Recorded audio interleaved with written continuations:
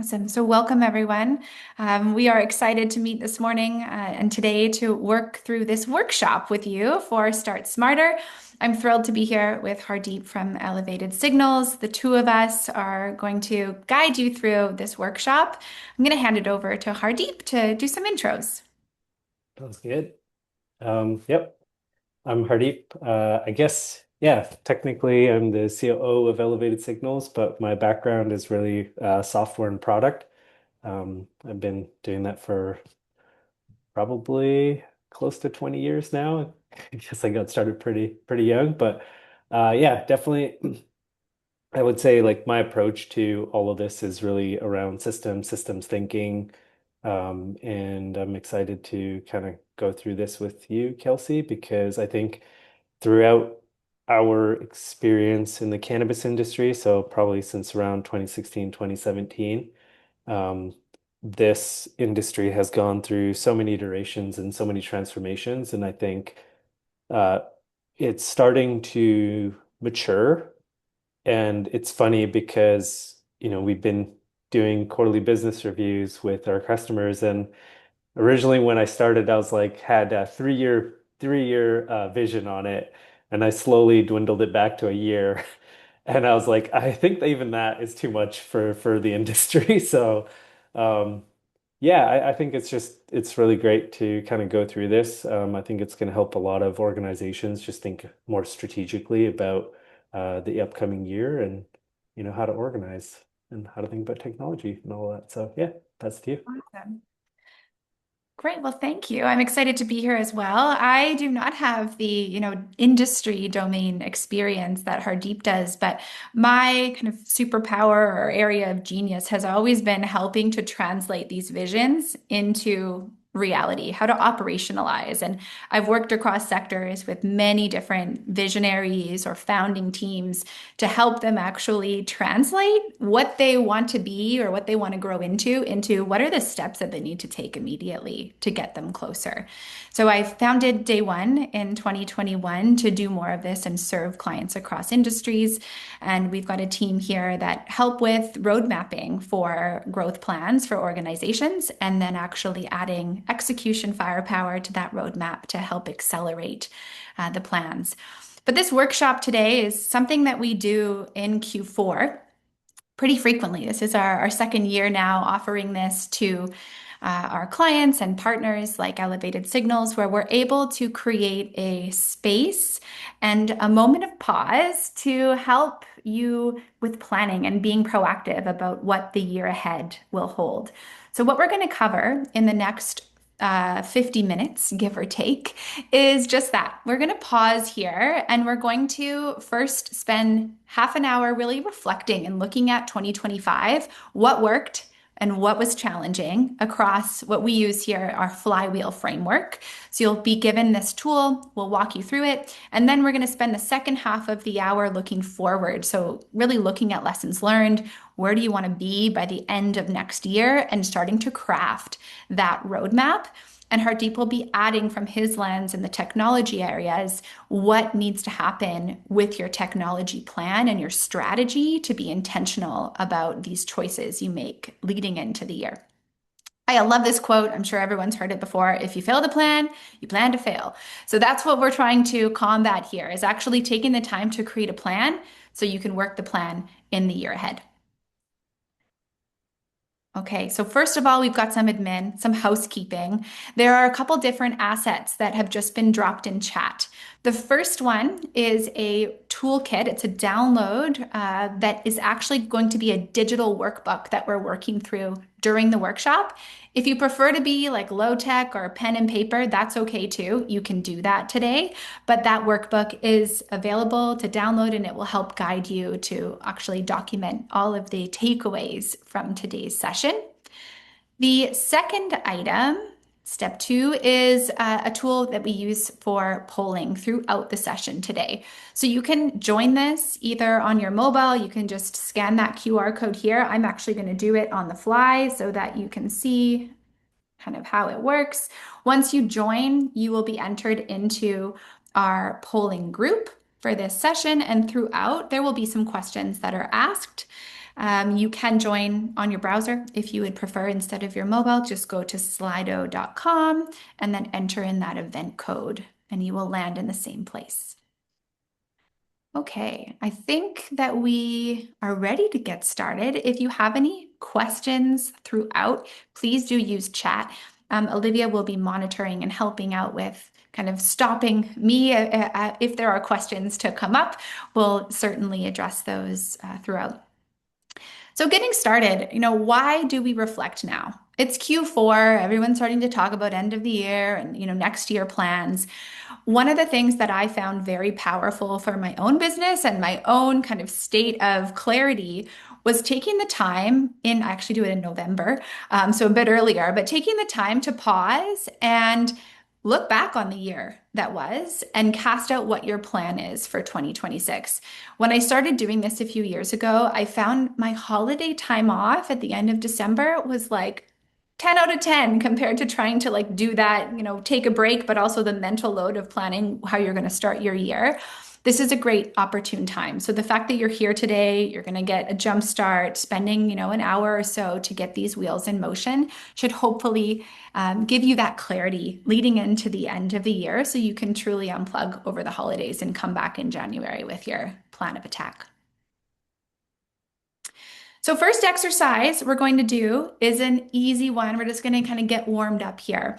You can do this either on the workbook, on the first tab. There is a storyline or a chronological line here for the year that was in 2025.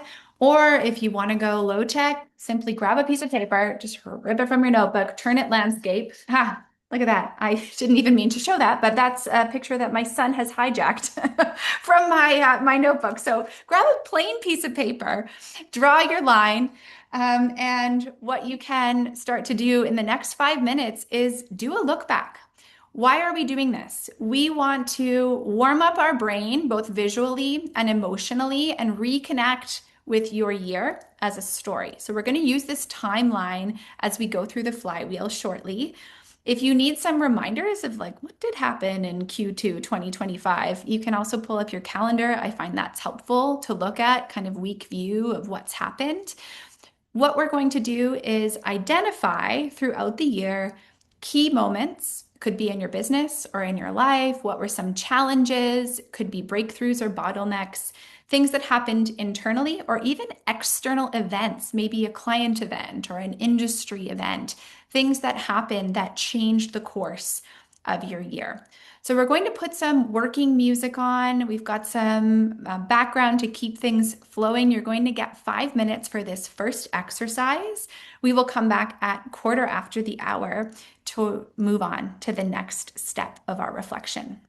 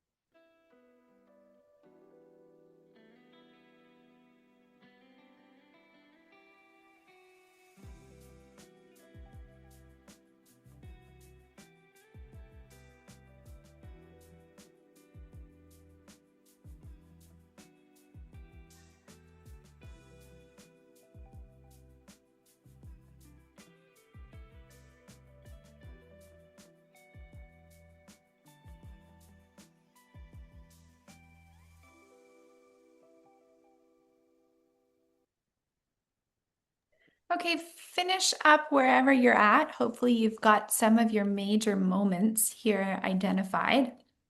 The reason I love this just starter is I often find we forget, right? You don't really realize what's occurred until you take a moment to pause and think about what happened throughout the year.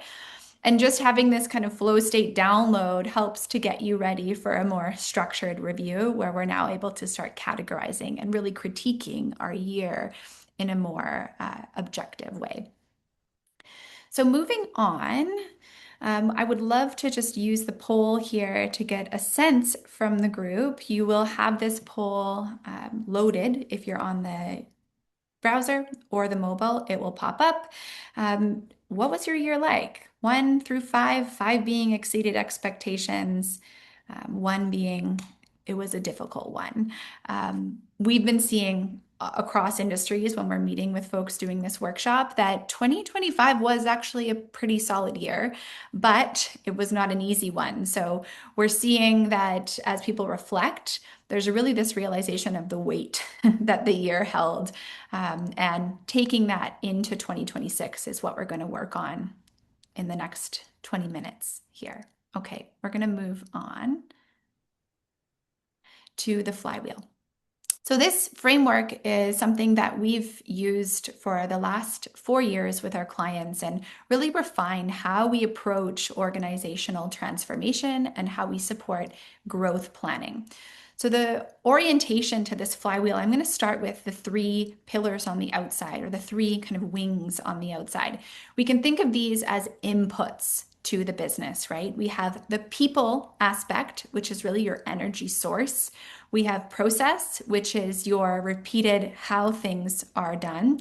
And you have technology, which is really the accelerant, right? It's like how you can add even more or get more out of your flywheel by leveraging technology. So those 3 inputs, when they are aligned and working together well, create your output, which is performance, right? What are you actually accomplishing in the business from a results lens? These could be quantitative results, revenue, number of clients, all of the markers of success or performance. And then on the right-hand side of the screen there, you see this North Star. We call it the 1 day vision. And as Hardeep mentioned, some organizations have these longer 3 year visions, 5 year visions, 10-year kind of visions. And then we have the reality of 1 year from now, our 1 day being December 9th or December 10th, 2026, right? A year from now, what does that vision look like for yourself, for your business, for the growth that you hope to achieve? And the reason these two visuals are included together is we strongly believe that in order to align your flywheel and prioritize what's going to get done, you need to have clarity on that 1 day vision. We need to know where we want to land. What's the destination 1 year from now? In order to organize ourselves and resource our businesses or our teams in the right ways to get there. So, this integrated way of thinking is really the philosophy behind our work here at Day One. And we're going to use this framework to help you reflect on your 2025 and to cast out your plan for 2026. The next section of our time together will be more working time. So, what you're going to see in your workbook digitally is there is a flywheel tab. And in that tab, you're given this kind of table format across the whole flywheel. What worked and what dragged in 2025. We're going to give you time, about 2 minutes per section, to just jot down what's coming up for you across this matrix. Now, a caveat. When we do this work with teams, we're usually spending 2 days to do strategic planning and do this reflection on day one, and then day two is all about casting the future. We're doing this in an abbreviated, intense 60-minute workshop just to give you the tools and to get things moving. It is not expected that you would actually complete this fully during the next, 8 minutes that we are going to give, but we will give you some time to get started. We are going to start with performance, and then we will flip the slide and give you the prompts for reflection across each of those aspects of the flywheel. So if you're in the digital workbook, you can see right in there, it's all laid out. If you're doing this pen and paper or on sticky notes, you've got some prompts on the slide to refer to. So we will be going back into working mode again We'll turn on that working music for you, and we will give you a check-in every time we flip to the next section, about 2 minutes a slide.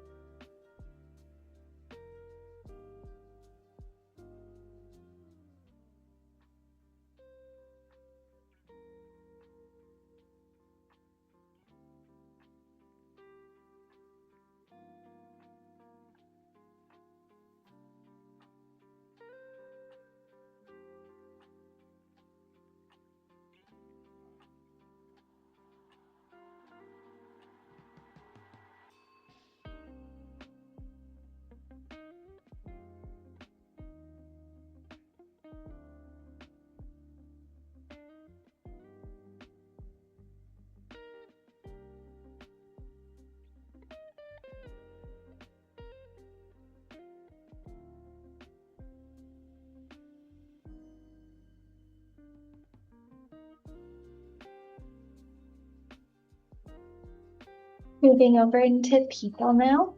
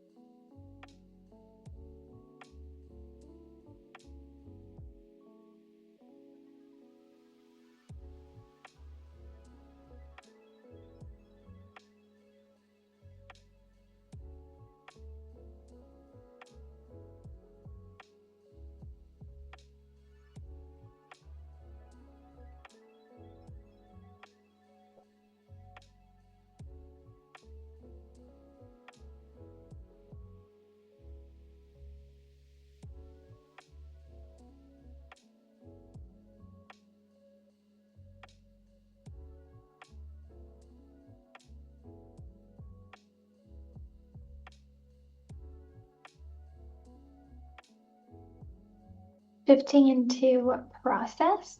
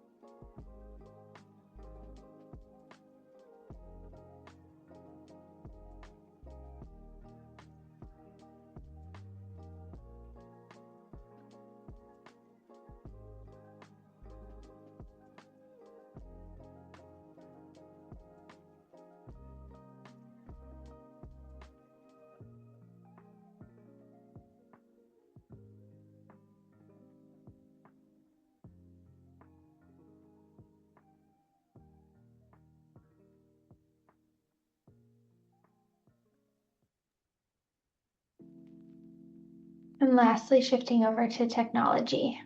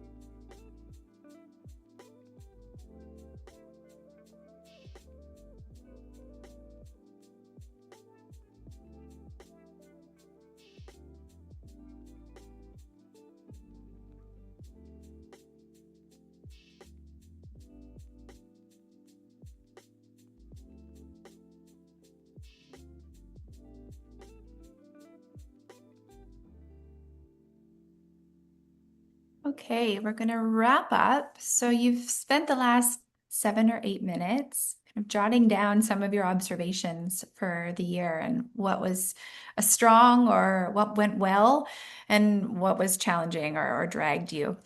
What I'm really excited for in this session today is really being able to partner Hardeep with you on the technology front and bringing both your industry knowledge and your technology expertise into the conversation on what an organization needs to be thinking about, both as they reflect and also as they plan. So I'm going to hand it over to Hardeep to share a little bit more from his lens. Yeah. Yeah, that sounds good. Appreciate it. I think you actually kind of had it on the previous slide there. It's like when I think about technology, it's really about an accelerator. Personally, in my own life, I've had, I would say, three moments where either I got more leverage or my leverage was accelerated or increased. And so very distinctly, it's when I got access to my first computer, when my first computer got connected to the internet, and then when I got access to LLMs. So for everybody who's not familiar with that, that's like ChatGPT, Claude, that kind of stuff. Um, and so when I think about technology for an organization, it especially in the context of manufacturing, the way that I think about technology is that you have a physical supply chain and then you have a digital supply chain. And so both of those two things need to kind of stay in parallel because your digital supply chain is actually your information supply chain within your organization. It's the connective tissue between the people and the processes. And so if there is a breakdown in that, then you have a breakdown in terms of the exchange of information, which ultimately creates bottlenecks in your physical supply chain. So where I'm kind of seeing some challenges within this industry, and one of the things that we're trying to resolve is that we see, as teams are scaling, each department is bringing in maybe a different tool or different technology, right? The sales team is looking for a CRM. The quality assurance team is looking for quality management software, sometimes QMS, sometimes in the form of elevated signals. There's companies like us that do manufacturing and execution. Then there's financial tools, Xero, QuickBooks, sometimes some of the larger ERPs. And the if you're kind of thinking about it in terms of that supply chain analogy, you have bottlenecks, and the bottlenecks are people taking information out of one of these systems, putting it into a Excel spreadsheet, maybe transforming it, turning into a report, giving that to someone manually, and then they're going and entering that information into another piece of software, right? And so this is where just coming from my background in software, the way that you try to resolve this, because it's a bottleneck, right? Bottlenecks slow down the business. And you have in the center performance, right? And so when you have these bottlenecks, the best way to resolve these is to think about your technology in terms of components that can get integrated. And so that is something that we're kind of identifying as gaps within businesses is how do you select first of all, even before you choose a piece of technology, you kind of have to evaluate it from its ability to integrate into an ecosystem of other technology, right? There's a term called API, and that basically is used by software developers to integrate different pieces of technology. When we built our software, we built it API first. So what that means is that we always built it with the intention of it fitting into a larger ecosystem of us pushing data into other systems or other systems pushing data into ours. And so the the thing that we're really introducing into the market is CIO as a service.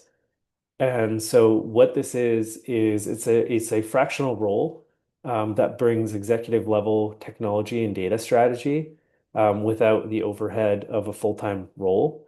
Because most organizations in this space, this role, um, especially if you're kind of at the if you're sub 100 million, I would say that this role is really not full time. It is a fractional role, and this fractional role will come really in hand. It will become useful when you're doing technology selection, but then also when you're trying to think about, well, how do we actually reduce the information bottleneck and improve our data supply chain within the organization? So the gap that we're trying to solve is that without this CIO level oversight, um, companies are really just relying on the patch tools, spreadsheets, siloed systems. They have huge visibility challenges at the senior leadership um, levels. And ultimately, what this means is that you're increasing the risk for the organization. I always like to give a stat. This is a really fun one. So we've done over 200 implementations of elevated signals in the cannabis industry, and there's probably about 150 active, companies that we're still working with. And so the biggest barrier for a lot of these organizations was them going out of business, right? And it always really came down to when we did analysis, it was the people, process, or technology for the organization. And so this is really, for us, it's really about how do we help organizations succeed? And there's a lot of attention that goes into lean manufacturing techniques, lean manufacturing principles. But then there's also lean processes. There's the lean adoption of technology, lean integration of technology. So our personal philosophy is that data is navigation. Um, you're you shouldn't be flying blind as an organization. So just like you have a 1 year plan, you really need to have the data to back up your 1 year plan. I always give this fun example. So I'm originally from Vancouver, and 2.5 years ago, I moved to Toronto. I'm in San Francisco now, but 2.5 years ago, I moved to Toronto. And the reason I made that decision was that I actually did a statistical analysis of all of the markets that were present in the the OCS, the BCLDB, the Quebec market as well. And what I found was that there were more licenses and there were more SKUs being produced in Ontario. Obviously, I kind of already knew that given how many licenses, but what I wanted to understand was SKU volume. And what I wanted to understand was how many of those SKUs does Elevated Signals manufacture? And so what I found was that in BC we did about a quarter of all the SKUs on the BCLDB were through elevated signals. Found about 13% of them in Ontario were, and it was like, all right, well that's very clear. The market is 6 times larger. We're doing about 13%. My next move personally is to move out there and increase our activity. So that is kind of like for me, it was like the intersection of using technology with your strategy to understand what is the plan for the next year, the next 2 years. And likewise, now so my business partner Amar and I, we're now in San Francisco, and it was a similar approach, right? Understanding, using technology and understanding. And so it was actually fun. So when you were chatting about doing the review, year in review, I actually just went to ChatGPT because I have it connected into my Google Calendar, and I just said, kind of help me review my year, so I kickstarted it off that way. So this is where it's like for me, technology is a huge accelerant, and I probably about 85% of my personal job is now outsourced to AI, right? So technology is an accelerant. So philosophy is data as navigation through that example of me moving to Ontario. And then the outcomes that we're looking for is really it's like providing clarity Mhm. to leadership, to management. And then also technology provides clarity to the team, right? We always this is like it's a constant challenge for an organization where leadership is moving in one direction, and it's really hard for the team to kind of sometimes move as quickly with leadership as well, right? Mhm. And so we always try to use technology, and we've been trying to leverage technology in ways to create transparency, create alignment within the organization. So it's not just technology as a tool for getting work done, but technology, it does really help with alignment within the organization as well. So yeah, that's I all I think have to that say. my team would add alignment is one of my favorite words for that very reason. Like it Yeah. is very difficult to get organizational alignment. And to your point, technology is such an enabler of that because of the transparency, collaboration, information sharing. I mean, you name it, it will help get teams into alignment. As you were sharing more about your lens on this, I realized that we've highlighted this as technology, but your approach is really holistic. We're talking about how people are leveraging technology, how your process and workflows are leveraging technology. And so, yes, the focus is tech, but really it's how it touches all aspects of these flywheel inputs to get more in your performance.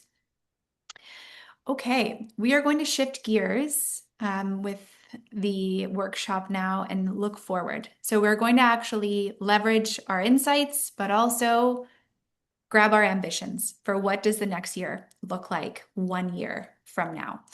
So at check in quickly, I'm curious for those that are still on the poll, if you already have a vision for your organization or for your team within an organization, we find that oftentimes visions exist, but there's no time horizon really established. So that last option on there, the vision exists, but we haven't put a stake in the ground of when it will happen by. That's very common. I'm not sure for those on the call if that's how your organization is running too, but we find the greater clarity that you can provide to your organization on what will happen by when, the greater alignment and momentum will happen. So we can see here that yes, 1 year vision and 5 year vision also is in the crowd. Okay, we're going to move on now to talking about the type of vision we are going to create. We are not here in this workshop to create a new mission for your org or like a new statement or philosophical direction. We are really going to work on your 1 day vision, which is on the next slide of 1 year out from now. So, yes, we want it to align, of course, with that big, bold mission statement, but this is more of a tangible outline of what 1 year from now life will look like. In your workbook digitally, this is also laid out so you're able to kind of give your currently numbers and your future state numbers. Things like your client's portfolio and growth from a revenue perspective, your internal team size and structure, the culture and rhythms of your organization and how work is done and how alignment perhaps is achieved. Systems and process as well, products and services. Maybe there's a new product launch on the horizon, financials and metrics, and then outcomes and impact. This tool is designed to really help you see from where you are today what the gap is or what the growth stretch is to get to your 12-month, 1 year vision. So that's what we'll be working on now. We've got an example here from another organization that we worked with of how they translated then, once they had all those numbers, how they created this compelling rally for their whole team to really grab onto and be focused on what their 1 year vision looks like. So by the end of 2026, this company will be known as a steady, dependable partner, easy to work with, clear in their communications, and consistent in the services they deliver. We'll simultaneously support greater than 50 clients each week and build 10 new long-term client relationships that reflect our partnership approach. Our team of 12 will work with better clarity and collaboration with the right tools in place and an operating rhythm that feels focused and calm. We'll bring on 2 new team members in the second half of the year to support growth. An upgraded fulfillment system will support our delivery, reducing 15% of manual work from our core process and improving our NPS score to greater than +60. We'll strengthen our offering by launching 1 new service in Q3 before peak season and see the return in increased revenue in Q4 and beyond. By year end, our year-over-year revenue will grow by 10% and profit margins will improve by 5%. So here you can kind of see how we translate these quantitative metrics of what 1 year out looks like into a compelling vision statement that can be used in your internal communications and really to create that alignment of why we're doing what we're doing throughout the year. We're going to give you this prompt. It's also in your workbook. Popping champagne or whatever drink of choice may be, or however you like to celebrate a year from now, what will be true about your business, your team, or the performance and results that you've achieved? We will give you 3 minutes. We're a little bit short on time today, so you're going to get a little bit less to work through this, but you can leverage your toolkit, the digital tab there, to start penning down what that 1 year vision looks like for you.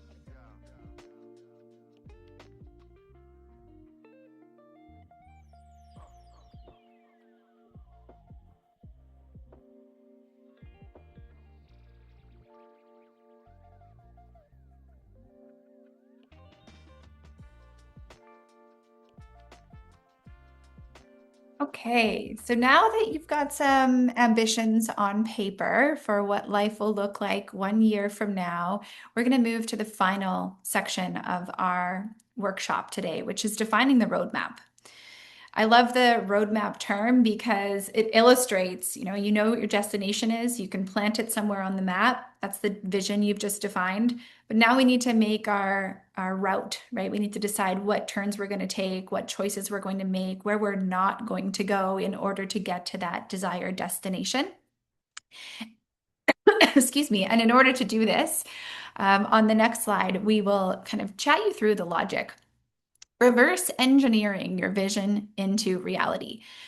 In the organizations we've worked with, this tends to be where things start to get challenging. It starts to get overwhelming because you have a big vision for the year. You've got your reflection for what's happened in the past year. And the question is, what do I do to get there? So this will take time. You're definitely not going to be able to finish your roadmap in the next 15 minutes. But the thought around it is by getting clear on your vision first, the key priorities of where you should focus your attention in your flywheel will start to become apparent. And by using your reflection tool, where you've done your observation on what worked and what didn't work, you're going to have some insights that you can apply in your plan for 2026.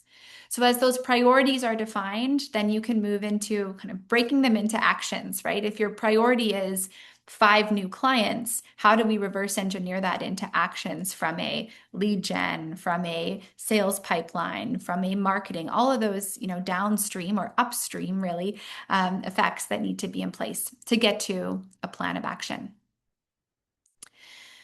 So the next slide you will see in your workbook, there is a roadmap template. And that roadmap template is kind of like a to-do list, but with more organization and the ability to prioritize it within. You can think of it as like a master project plan is what we're ultimately trying to build here. What we do in part 1 is simply a download of all of the things that are coming up for you, having gone through this reflection and the vision casting so far. What are all the things that need to get done? We start with quantity. So we want to get everything down on paper first before we move into prioritization and selection of which ones will happen when.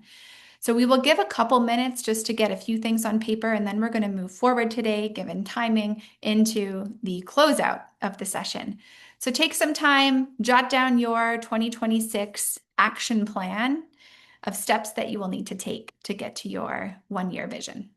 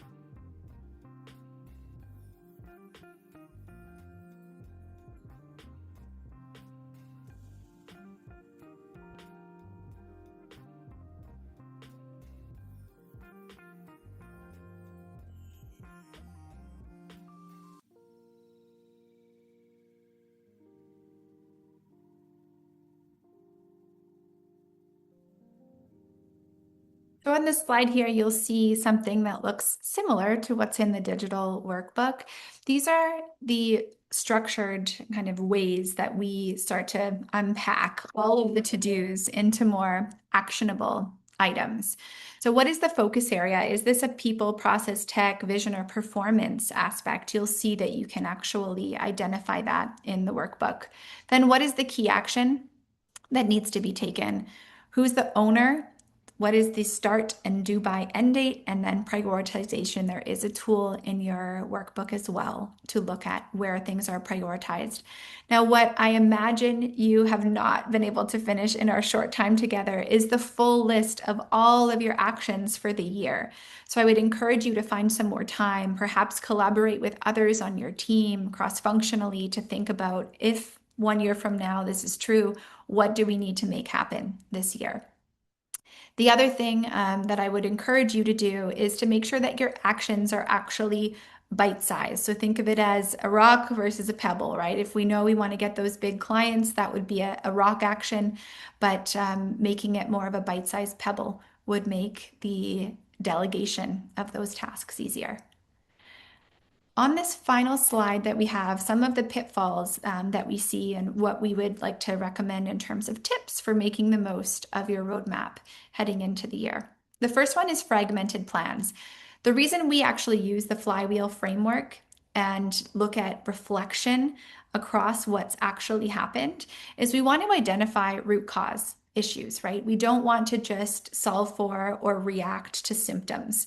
We want to understand what's really happening from a people, process, and technology lens so that we can identify what root cause issues need to be resolved to create this holistic plan for success in the year to come. The second item is too many priorities. Now, we probably didn't have enough time today for you to actually download everything that needs to happen, but I'm willing to bet you will have no shortage. There's going to be dozens, if not hundreds, of things on your list. And the magic or the secret sauce is figuring out how to prioritize what needs to happen and when. And using that framework that we provided you for reflection paired with looking at things in like a project plan view, right? Of what sequencing needs to be true, what needs to happen before the next thing can commence. This will help to really create the sequencing and select only 1 or 2 items at a time to be worked on. I was in a meeting last week with another consultant, and we were talking about the word priorities, that when it was created, the word was singular. You had a priority, singular, right? And organizations and everyone in their lives and work, we now have competing priorities because it's unlikely that you're just focusing on one thing, right? There's many different things that are getting airtime and effort in your day-to-day. So really figuring out what few items are going to move the needle is a key point of success when you're defining your roadmap and making your plans for what you're going to act on and what can wait. Unclear ownership is another thing we see frequently with organizations. So they may know exactly what needs to get done and they've laid everything out and they've selected their priorities, but they don't have clarity on 2 things. One is who's going to do it. That's one name that's accountable. And 2 is when does it need to get done by. We often see that the to-do list will be created, but there's not a deadline in place, and that has a knock-on effect because these things always flow into the next, right? So when we're late on one deliverable, inevitably what follows is also going to be delayed. So getting crisp in your roadmap planning on who's doing what and when is it due by is also key to success.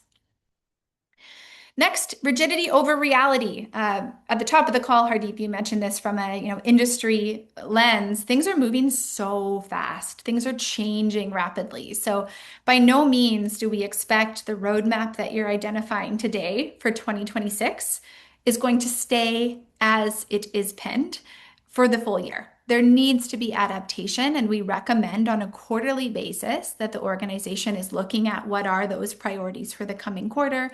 Is our vision for 1 year out still in alignment with our actions? What we would also warn or caution against is always changing the priorities, right? If every single week your roadmap is getting shaken up and things are being reallocated or deferred, it creates whiplash in the organization. So we really want to balance this need for adaptation with constantly changing direction and find that middle ground so that your roadmap becomes a guide and an anchor to get you to where you want to go. And lastly, follow-up rhythms.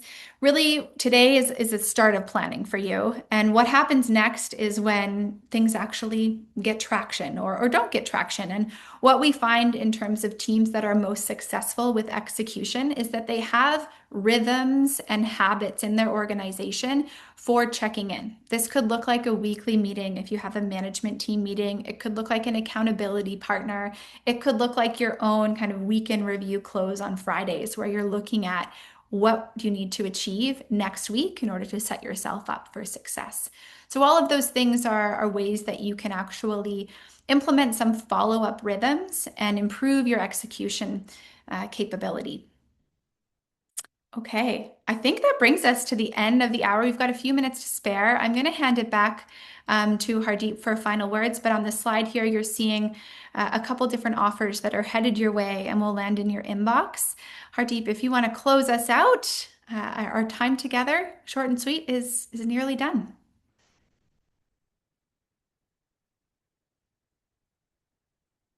Oh, you're still muted. Thank you. I always do that. I was gonna say, yeah, no, I really appreciate you putting this together. I think planning has been one of the strongest tools that you've been able to leverage as an organization. We started, the process probably about 2 years ago now, and I think it's been, yeah, like I said, one of the greatest tools, and I'm hoping that more and more of the industry can start leveraging this as well. So appreciate it.